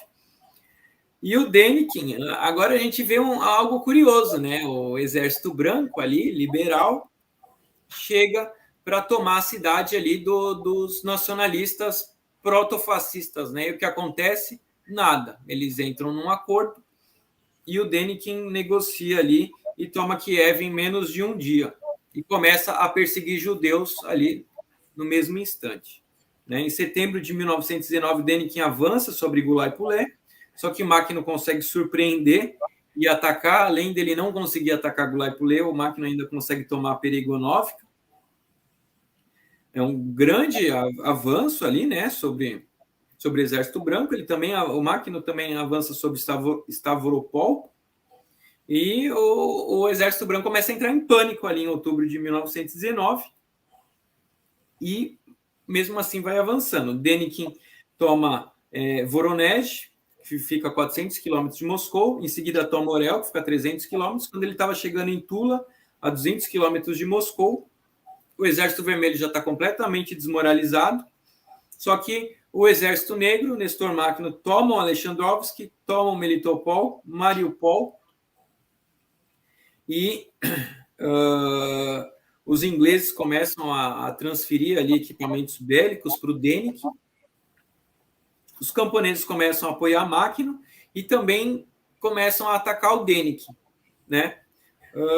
E aí a gente tem uma guerra da Rússia revolucionária contra a Polônia e contra o exército de Wrangel, e a gente tem a primeira aliança entre Máquino e Trotsky, né? É importante salientar que alguns historiadores vão defender que o Exército Negro salvou a Revolução Russa, porque esse avanço do Exército Branco estava muito intenso e ia tomar Moscou, né? Agora eu vou passar aí para... Não sei se alguém quer falar mais alguma coisa aí desse período da Guerra Civil, ou se a gente pode passar para a última parte aí.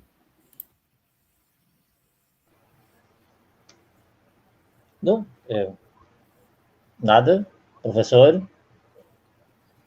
Pode falar, Cleiton. Não? Ok. Bom, no final ali, na verdade, é um pouco complicado. Agora a gente vai entrar na questão da traição bolchevique, né?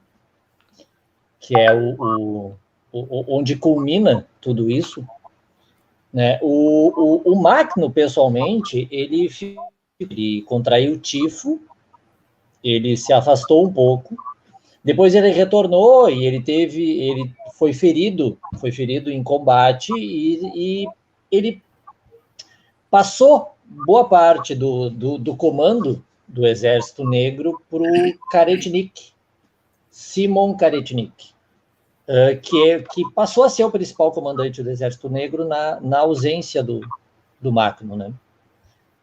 Enquanto o Macno se recuperava.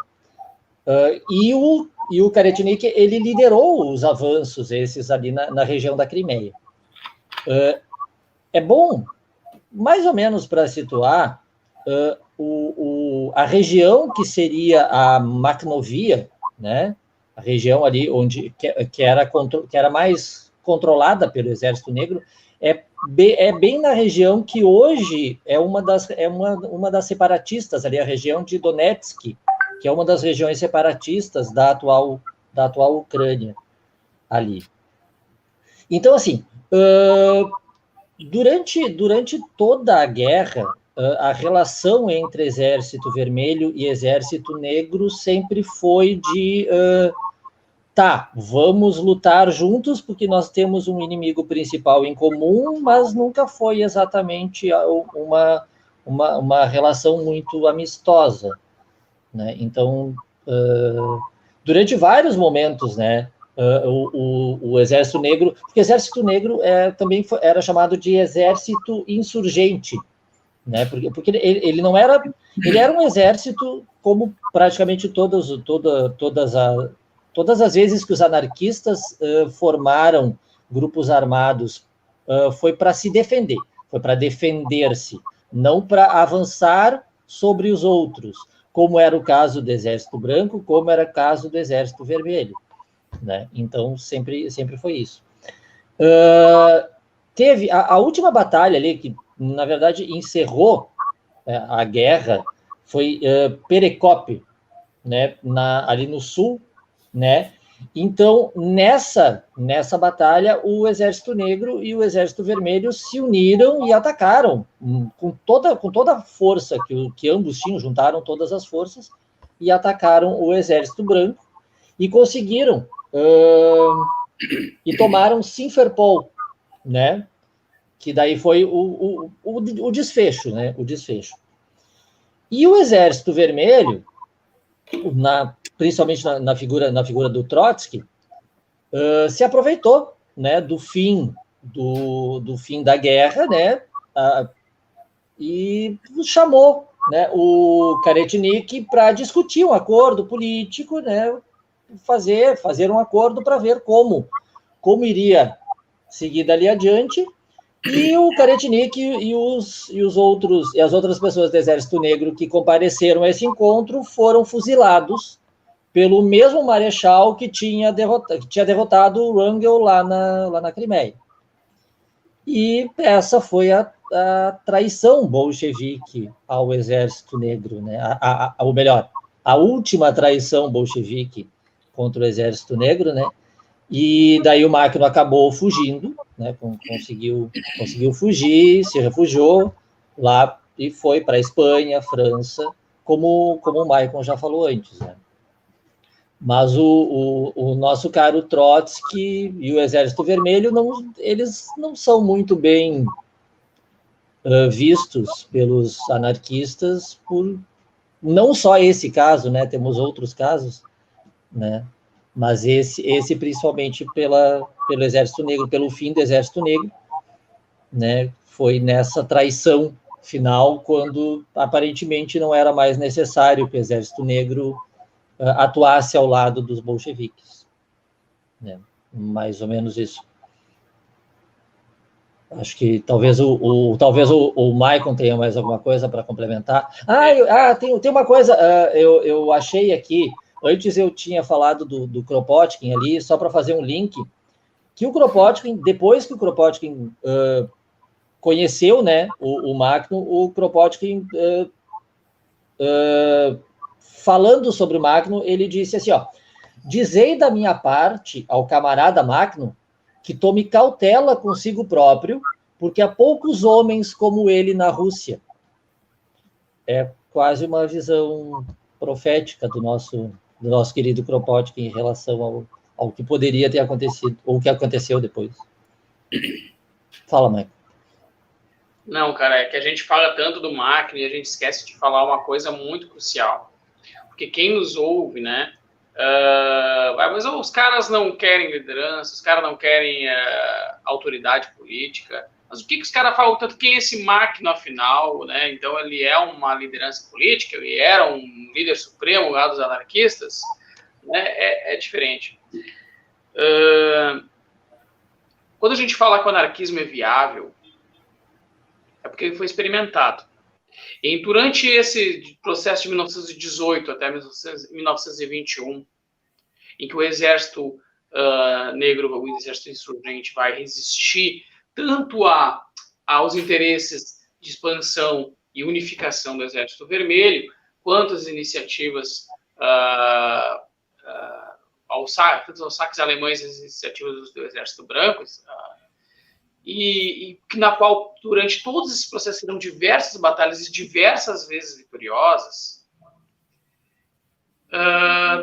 todo o exército, a composição militar, vai tomar decisões não centralizadas na figura de Nostro Máquina, mas vão ver ele como uma espécie de figura de confiança, porta-voz, em diversos momentos não é, como no momento da própria traição do Exército Vermelho, e como uma figura de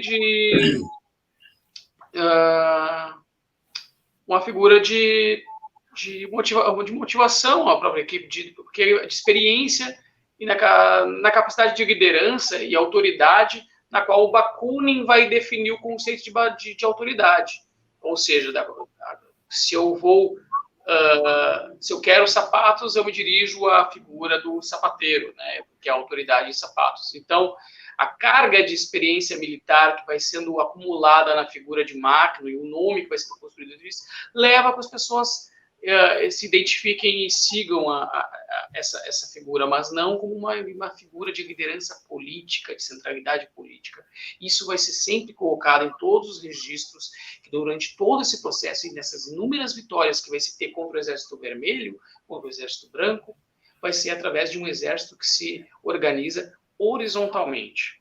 E esse exército, ele não dominava aquela região ucraniana que era composta por 7 milhões de pessoas, mais ou menos. Ou seja, são 7 milhões de pessoas no território vivendo em diversas comunidades de forma horizontal. E aí eu pergunto, as pessoas estão passando fome, os grevistas, quantas greves e quantos conflitos existiam dentro desse território?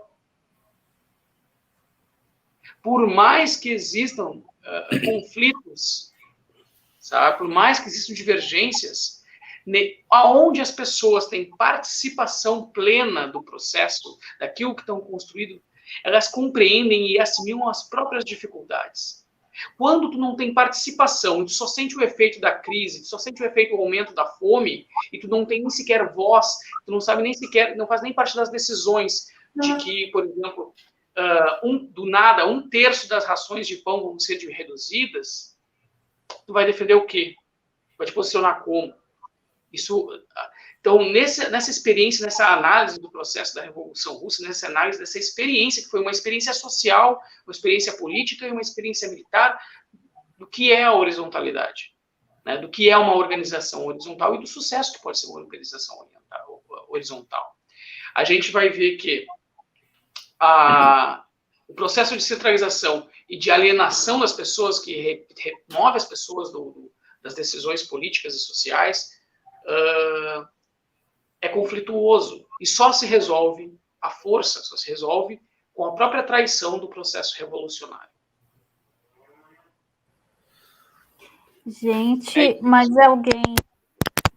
O professor quer falar mais alguma coisa? Senão a gente já vai para o chat.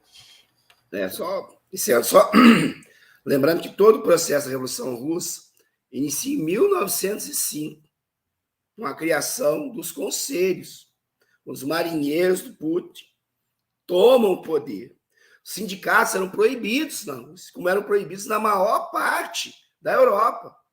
Os que eram permitidos, como foi a primeira lei de greve, como foi criada, foi na Inglaterra, ela simplesmente domesticou toda a força, a mão de obra trabalhadora. Domesticou, porque você impungia que você poderia só fazer greve depois de 92 horas comunicando o patrão. Ou seja, você estava de mãos atadas. Quando os soviéticos surgem novamente, e aí começam a se organizar, porque em vários momentos da Rússia, tanto Trotsky quanto Lenin fazem questão de se infiltrar nos soviéticos.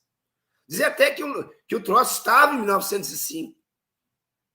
Percebendo como é a força que foi isso aí, o bolchevismo foi o partido que foi se infiltrando. Tanto que quando Lenin usa a frase todo o poder aos soviéticos, é porque os soviéticos eram quase, na sua maioria, bolcheviques.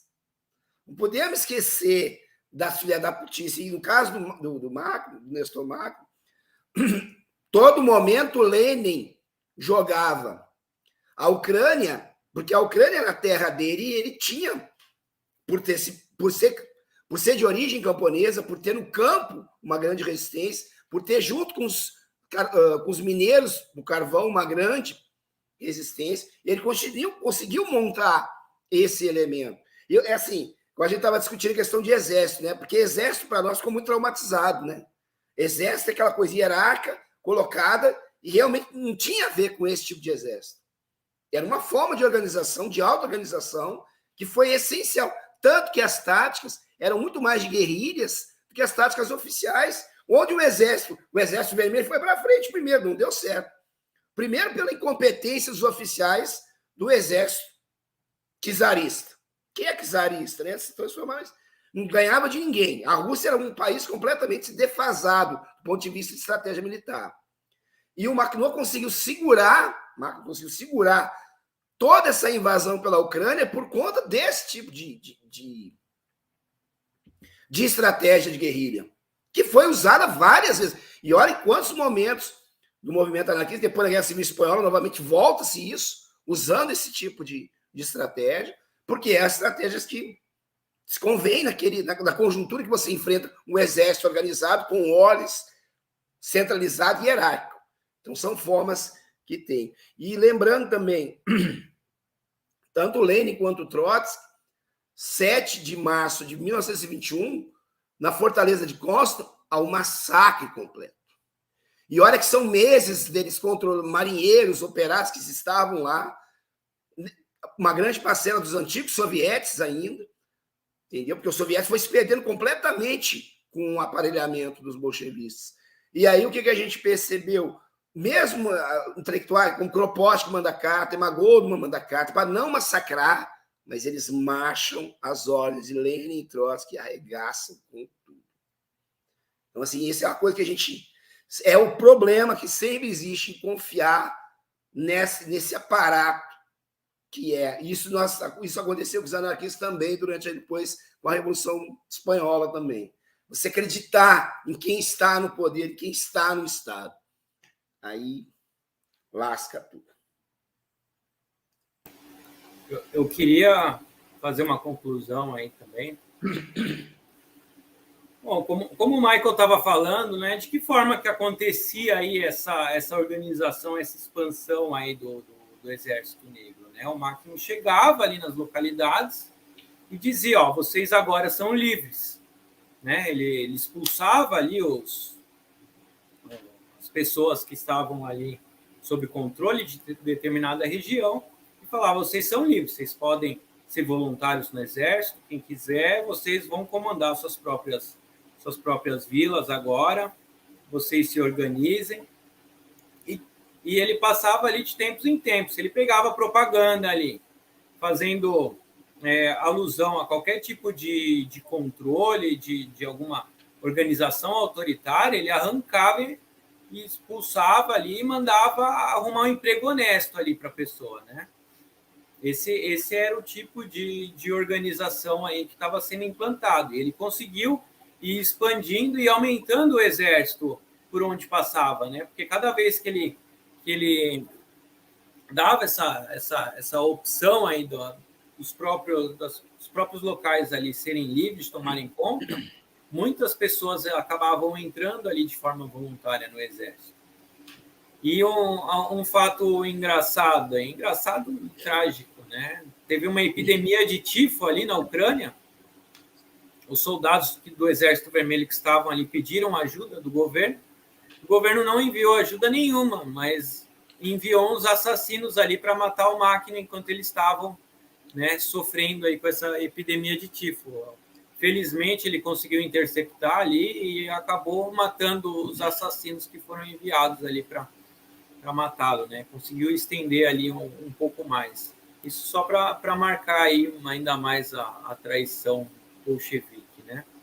E para concluir, então, é interessante a gente ver que a Ucrânia ela foi, de fato, uma força ali transformadora revolucionária, né, no contexto europeu, no contexto da Revolução Russa e de tantas outras revoluções que estavam ocorrendo, né, nesse período, e que teve seu potencial muito reduzido depois da traição dos bolcheviques. Por quê? Porque eles passaram a fazer parte ali dos bolcheviques, né, da União Soviética, só que só transferindo alimentos ali, né? Era a função da Ucrânia ali para a União Soviética era transferir principalmente alimentos.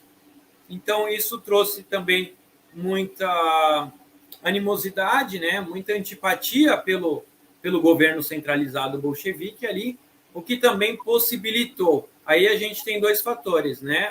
A expulsão dos anarquistas que estavam lutando contra os nacionalistas ucranianos, né? Esses proto-fascistas, e a gente tem também um terreno fértil aí, perdão também pelo trocadilho, né?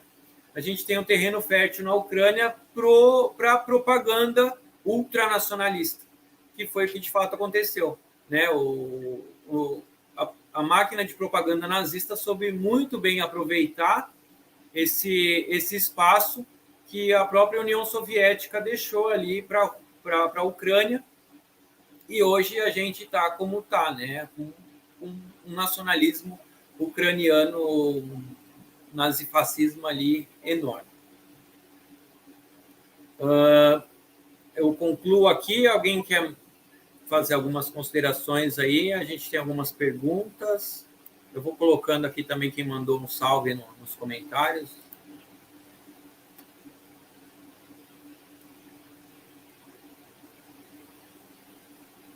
Mônica. Não sei se quer responder a questão das perguntas, Alan, sobre a questão de classe. Eu acho super fácil responder, porque... Eu ia até ler ali para o Michael responder essa. Eu acho que é a única pergunta, porque o Alan respondeu ali no chat mesmo. Sim, sim. Como pensar a luta classista nesse conceito, neste contexto? Olha, em nenhum momento a luta de classes é inerente ao sistema econômico que a gente vive, ao sistema capitalista, né? Em todo esse contexto de tudo que nós falamos, nós estamos falando de um mundo capitalista.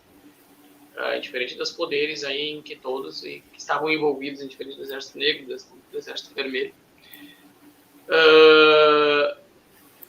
Dentro de um posicionamento anarquista, a classe, o problema de classe, a opressão de classe, ela oprime a todos ao mesmo tempo e ela conecta todas as outras formas de opressão, porque o capitalismo é um sistema de privilégios. E todas as outras opressões, seja de raça, de cor, de étnica, elas vão se convergir em privilégios econômicos. Todos os privilégios sociais, seja qual for a forma que se dê, ela se converge em um privilégio econômico. E nós temos essa composição. Agora, nós não acreditamos que as outras...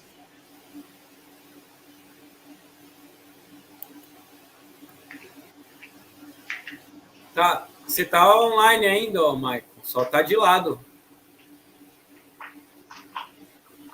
Não.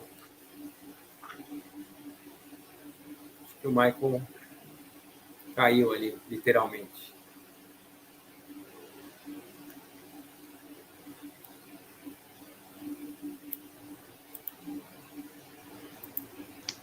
passar para a próxima pergunta. Qual a relação dessa luta militar com os sovietes, com as comunas camponesas, etc.? Alguém quer responder essa aí?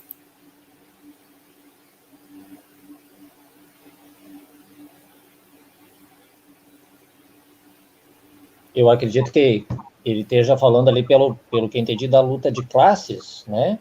A relação desta luta... Não, a luta militar. Na verdade, assim, as regiões, como foi falado ali pelo Alan, pelo Michael, as regiões que eram salvas, digamos assim, pelo Exército Negro, né, elas entravam no sistema de autogestão, né, que era como o sistema dos soviéticos, né. Então, a luta militar, as invasões, tanto do Exército Branco quanto do próprio Exército Vermelho, né, elas acabavam por controlar militarmente essas comunidades camponesas autogeridas, né? Então, eu acredito que seja essa relação dessa luta militar com os sovietes, né? Com essas comunidades camponesas, né? Eles chegavam e dominavam, eles chegavam, saqueavam, levavam o alimento, levavam os animais, matavam os homens, estupravam, né? Na verdade, eles acabavam militarmente dominando isso, né? Então não tem muito contexto, assim, a relação é essa, é uma relação de dominação, é uma relação de justamente o oposto do que é o soviético, do que é a autogestão, né? Acredito que seja isso. E tem mais uma aí, posso responder essa? Claro. Por que vocês falam de traição dos bolcheviques, né? Quais interesses de classe envolvidos naquelas lutas? Partido contra os soviéticos? Bom, para início de conversa, a partir da perspectiva anarquista, já existe uma traição à própria revolução por parte dos bolcheviques, né? Então, nesta visão anarquista, a Rússia entrou em um processo revolucionário, estava caminhando, né, nesse processo, e esse processo foi travado quando os bolcheviques assumiram a revolução, deram um golpe de Estado, ou seja lá como vamos chamar, né? A questão é que quando os bolcheviques assumiram que eles estavam no comando da revolução, eles instituíram não um programa revolucionário, mas o programa do partido, né? Eles não permitiram mais que a revolução caminhasse porque eles não deram mais voz para os revolucionários, né? Isso já é uma traição por parte dos bolcheviques. Alan, posso só fazer um adendo? E, na verdade, infelizmente, isso acabou se tornando o modelo, né, da Revolução Comunista, né? O modelo da Revolução Comunista passou a ser este modelo que foi o adotado pelos bolcheviques, né? Que é o de fazer, em vez de fazer uma revolução comunista autogestionária, fazer a revolução a partir do partido, né? A partir da Revolução Russa, a ditadura... não é ditadura do proletariado, né? Porque não era o proletariado, era o partido bolchevique. Sim. Se tu fosse proletário e não fosse do partido bolchevique, tu não era o revolucionário. Se tu fosse bolchevique, tu não precisava ser proletário, né? Bastava ser bolchevique. Na realidade, cria-se, né, o chamado capitalismo estatal, né? Exato. Isso, exato. Né? Capitalismo estatal, exato. A classe está lá condicionada. Exato. E infelizmente esse foi o modelo que foi adotado depois na Revolução Chinesa, depois na Revolução Cubana, na Revolução no Vietnã, na Revolução da Coreia do Norte, em todas as revoluções comunistas, passou-se a adotar esse mesmo modelo do bolchevique. Tudo menos comunismo. Tudo menos comunismo. Nunca... Só o anarquismo que é a palavra mais mal falada da face da Terra. Depois veio... Bom, Desculpa, então, Alan. Não, capaz. Então, dentro dessa visão, dessa perspectiva anarquista, a revolução prosseguiu na Ucrânia. A Ucrânia, sim, estava em um processo revolucionário, conseguiu ali avançar repelindo as forças contra-revolucionárias, né? Só que sofreu uma traição dupla, na verdade, né? Porque ao mesmo tempo em que conseguiram calar a classe revolucionária, né? Que o conceito de classe também muda um pouco do marxismo para o anarquismo, né? Então, para o anarquismo também essa revolução é classista na Ucrânia. Estamos defendendo os interesses de classe, não do proletário como classe, mas da classe trabalhadora, aí inclui os camponeses, os proletários, também os lumpen-proletários, que o marxismo considera como contra-revolucionários, né? Mas que, para muitos lumpen-proletariados, tem a primeira vez na vida ali que vai conseguir comer de forma decente, que vai ter um lugar para dormir, né? E aí a gente tem, na comemoração da vitória contra o Exército Branco, que o Exército Vermelho fuzilou os anarquistas ali, né? Só quem conseguiu fugir que sobreviveu. E aí os bolcheviques tomaram conta ali da Ucrânia, né? Então não é uma revolução para nós, porque manteve a estrutura institucional, né? Não pode ter alterado muitas coisas ali, mas manteve a estrutura e também, né, depois do massacre de Kronstadt, que também foi uma traição à Revolução, instituiu a ANEP, né, que é uma política econômica de viés capitalista, que conseguiu, além de não avançar no processo revolucionário, retroceder muito, né? Então, é por isso que a gente enxerga aí como traição. Na verdade, assim, a partir do momento, eu não sei se ficou bem claro ali, né, que terminou, o Trotsky chamou o Karetnik para um acordo e, nesse momento, eles foram mortos, eles foram fuzilados. Se isso não é uma traição em qualquer sentido da palavra, eu não sei o que é. Então, por que falar em traição dos bolcheviques? Eu acho que isso, mesmo se não tivesse acontecido todo o resto, isso é uma traição. Em todos os sentidos.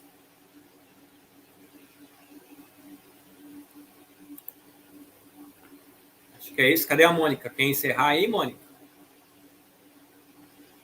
Terminou as perguntas.